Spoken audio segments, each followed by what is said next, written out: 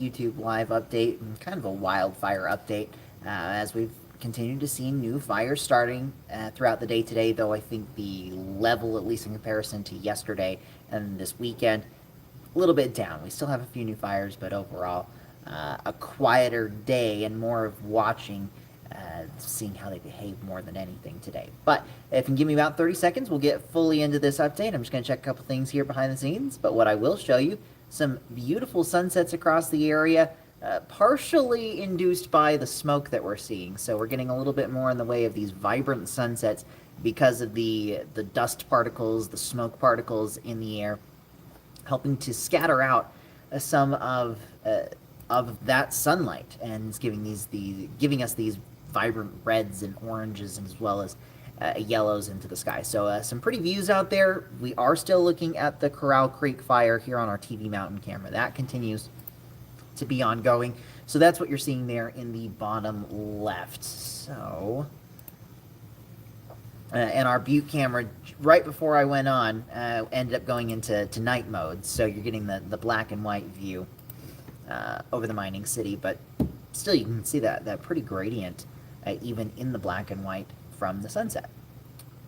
All right, everything seems to be working here behind the scenes. Going to check one last thing, and then I think we should be in good shape to roll with this. And that we are. So perfect. Let us get... Ooh. There we go. All right, so let's get rolling with this. Again, if you're just tuning in, we've been dealing with increased wildfire smoke just due to the local and regional wildfires that we've seen develop and expand over the last couple of days. Again, this past week and a half or so has been quite busy when it comes to the fires across all of the regions. So we're going to continue to see elevated fire weather risk for the next few days, though I don't think it's going to be quite as high as what we saw yesterday. But that said, we're still dealing with plenty of action out there in that sense when it comes to wildfires. And here's a look at the recent, or at least the newly updated wildfire map I put together earlier this afternoon, showing a lot of those fires that we've seen develop across not only Montana, but Idaho, down into parts of Wyoming as well. There's a few bigger fires just south of where this map runs out. One of our newer fires that at least has been picking up in activity today is the Ransom fire up here on the north side of Libby. Seeing some mixed reports on sizes with that. I've seen anywhere from about 50 to 60 acres to as much as over 100 acres. So we're definitely going to be watching that one very closely, especially with its proximity to Libby. I know we've seen some photos of that particular fire from the community. So going to be looking at wildfire smoke off to your north, even places towards Kootenai Falls. If you look off to the northeast, you'll be able to see the smoke from this fire as well. And I completely forgot to mention, if you have any questions or comments as we go throughout this update, feel free to ask those in the chat section, and I'll keep an eye on those here over on my second screen, and I'll try and answer them as we go along.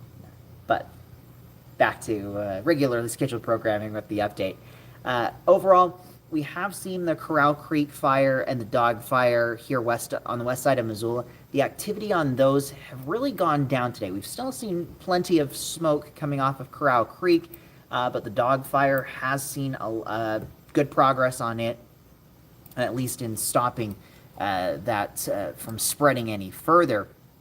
One thing you'll notice here on this map, all of this down here into Idaho, this is all smoke that's going up into the atmosphere, and a lot of that is essentially stagnating. It's essentially just staying in place, but some of this is moving into west central and southwestern Montana, a fair bit of it, but most of this is actually being caused by the Island Creek fire out here into central portions of Idaho.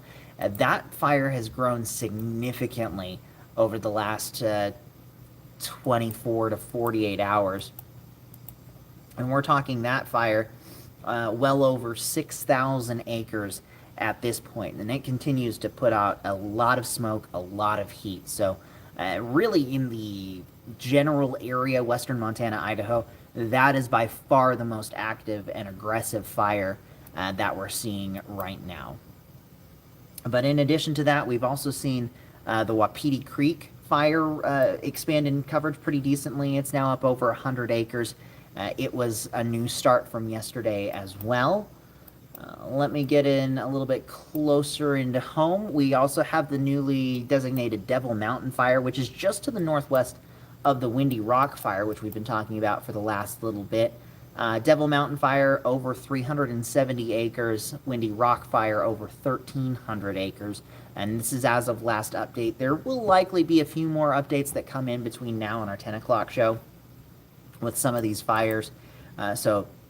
Of course, tune into our live broadcast at 10 o'clock for those latest updates.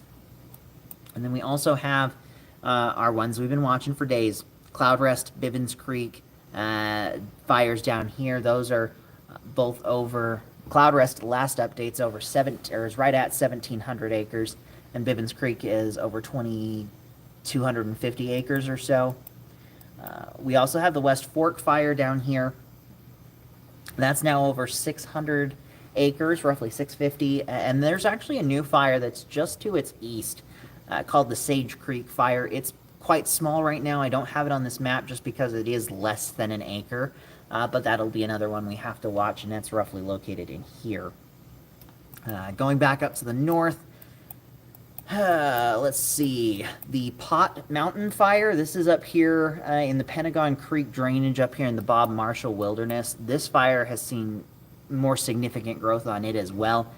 Just the other day, it was less than 100 acres. Now this is over 400 acres, and that continues to grow this afternoon. It's seen a pretty decent amount of wildfire, or I'll say heat activity on it from satellite imagery. So that's one indication of some of these fires that have been more active, that are growing today, at least within our region. The Pot Mountain Fire, the Ransom Fire near Libby, Island Creek out in Idaho, as well as the Bivens Creek and the Cloud Rest fires have been some of our more active fires on the day, though the Corral Creek at times, the West Fork at times, have also seen similar conditions, and the Windy Rock. So those are our main ones.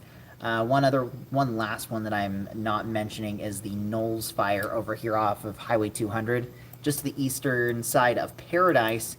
That fire, last update, if I can find it here, is sitting just under 2,000 acres, so about 1,950 acres have burned with the Knowles Fire as that moves north.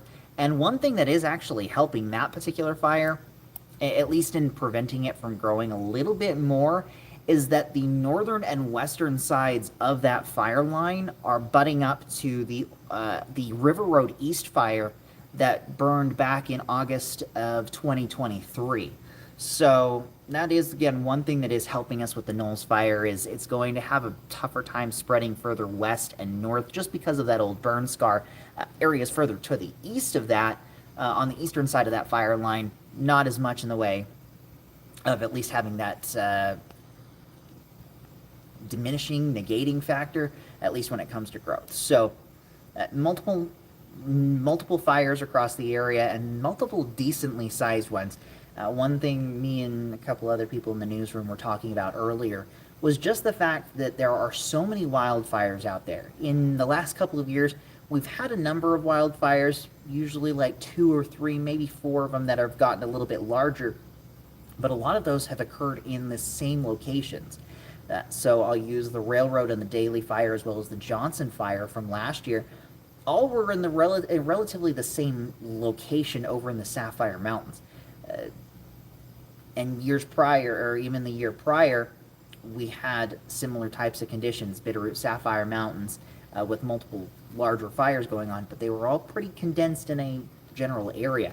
This year, again, we've got fires from northwest to west central and southwestern Montana, and so it's been kind of tough to cover them all. But that's something we're doing our best and trying to get that information as clear and concise as we can, just due to how many of them that we're having to essentially juggle across all of the region. I did see one comment pop in, crazy weather out there this time of the year, going to be a bad year of storms. I hope not. Hopefully we don't have any more bad storms. We had our fair share of them last year and even earlier this year. But the problem is a lot of these fires, especially the newer ones over into west central Montana, northwest Montana, and then over into Idaho, those were lightning sparked. So unfortunately, lightning has been a problem. And what we really need is just a nice, good soaking rain for like 2 days over the entirety of the region without lightning. This time of the year, it's really hard to not get lightning with with the showers and thunderstorms. So, but we can keep our fingers crossed that as we get into the next couple of weeks, maybe we start to see a pattern shift. But jumping back into this, that's a really broad breakdown of the fires that we're seeing right now.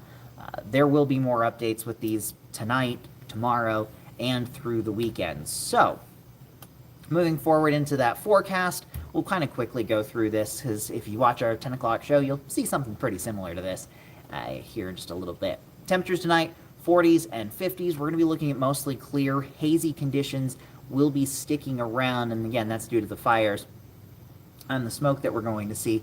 Tomorrow, temperatures a little bit cooler, very similar to what we saw today, but a little bit cooler in a few locations.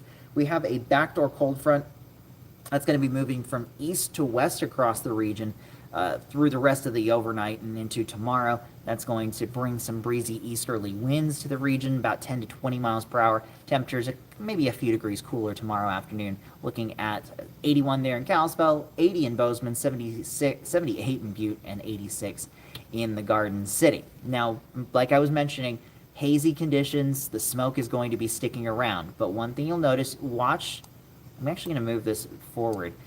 Through the day, we've seen most of the smoke moving kind of west to east, more drifting than anything. But watch as we get into tomorrow. See how this turns from the smoke plumes, these brighter colors are going north to south. And then eventually we see that shift. Most of this starts blowing from east to west. And that may help some of the worst of the fire smoke push out of our region, push out of western Montana. Unfortunately for Idaho and then into Oregon and Washington, they are going to get more of that, but that's due to that big wind shift that we're going to see. The cold front isn't really going to bring us cold air by any means. It is just that change in wind direction. But by tomorrow afternoon, with the wildfires that we're seeing, be looking to the east if you're looking for wildfire smoke. So places like Dillon, you'll be looking over here towards the Cloudrest and Bivens Creek fires. That may pull smoke into your areas. Again, Dillon over towards Wisdom, Wise River. Those are your fires that are going to bring you smoke. Then we'll be looking at the Devil Mountain and Windy Rock fires for places like Drummond, Missoula, Hamilton. Areas further off to the west of the Knolls fire, so over towards Paradise, Plains, Thompson Falls, eventually over towards Lookout Pass, Haugen, Saltese. That's where you're going to be looking for, that's what's going to be causing your issues when it comes to wildfire smoke. And then, depending on the activity on the Pot Mountain fire, this may bring a bit more smoke over into the northern Sealy Swan, the Flathead, Mission Valley areas, areas where we really haven't seen as much in the way of impact from wildfire smoke. That's just going to be a watch and see. Based on how much activity we see on those fires, that should say easterly wind sticks around into Saturday. But I think by the time we get into Saturday night and Sunday, we'll start to see that shift back around out of the west and the southwest as we get a bit more monsoonal moisture into the region. Now, with those winds, we're still going to see those in that 10 to 20 mile per hour range Friday through Tuesday. So that combination of hot conditions, well, warm to hot, temperatures in the 80s, eventually warming back into the 90s, and we'll look at those temperatures here in just a second. Winds in that 10 to 20 mile per hour range, and conditions are still going to be very dry, at least for the next few days. We're not talking about thunderstorms for Friday and Saturday. Sunday, that starts to change slightly, but elevated fire weather risk is going to be sticking around, so continued growth on our wildfires, that's also going to be sticking around. There isn't really anything detracting away from those fires continuing to see activity during the afternoon.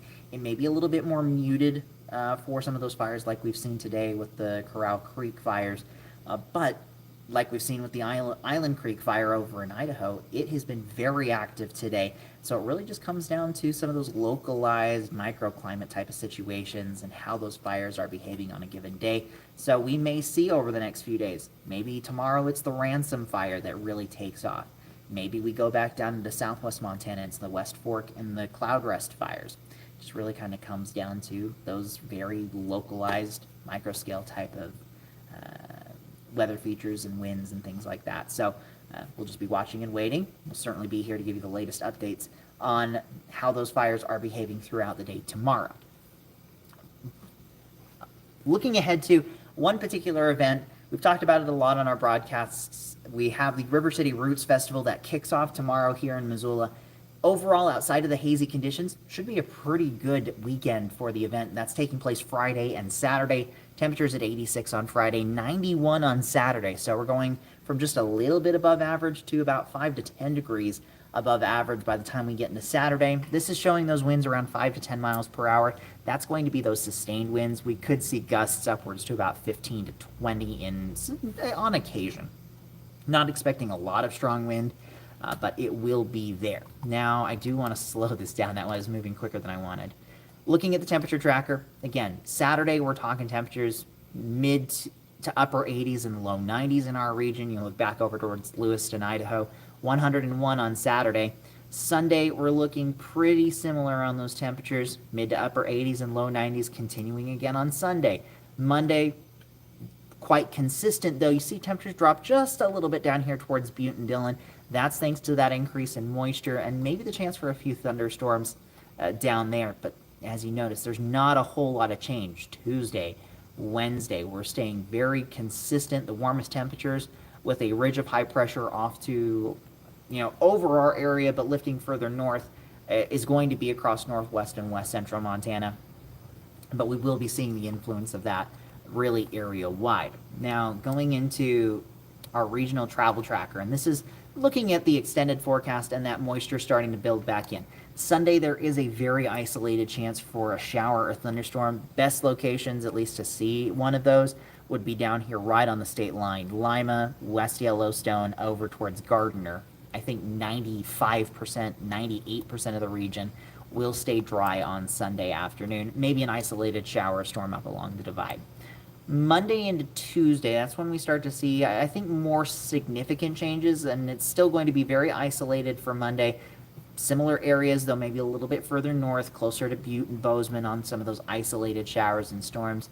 Tuesday right now, at least in this particular forecast model, is the day I have my focused attention on, really from Tuesday to Thursday. I'll say that 3-day period. Where we get more of that southwesterly flow, a little bit more monsoonal moisture coming in from the Four Corners region. But that's going to bring some of those showers and thunderstorms into southwestern Montana. Impacts with thunderstorms are going to be pretty similar to what we've seen already. We're talking wind gusts 35 to 55 miles per hour, maybe an isolated gust over 60, which would reach severe criteria. I think it's going to be more just strong thunderstorms as compared to severe with this. But with that kind of heating that we could see, extra instability, that could lead to more lightning strikes, which we really don't want. We just want the rain with this, but with it being very isolated, we are going to see that fire weather risk increasing. We're going to see those winds. Storms, again, 35 to 55 miles per hour.